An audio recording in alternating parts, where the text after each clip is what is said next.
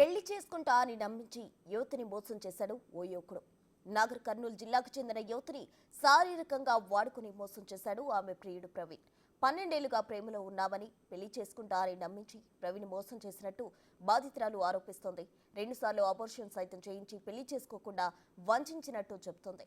దీంతో బాధితురాలు ప్రవీణ్ ఇంటి ముందు బైఠాయించి ధర్నాకు దిగింది. తనకు న్యాయం చేయాలని డిమాండ్ చేసింది.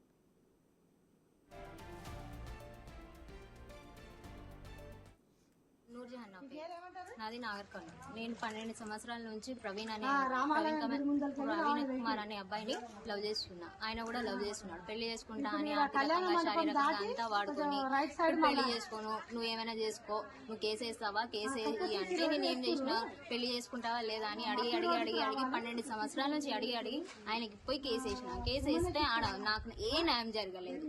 అక్కడ వెళ్తే నీకు మేము బలవంతంగా పెళ్లి అయితే చేయమమ్మా, ఆయన ఇష్టం చేసుకోండి లేకపోతే లేదంటే ఆయన కావాలని పెళ్లి చేసుకోకుండా రిమాండ్ కి పోయి వచ్చిన తర్వాత నాకు ఏది అసలు నేను వేసింది కేసు పెళ్లి కోసం.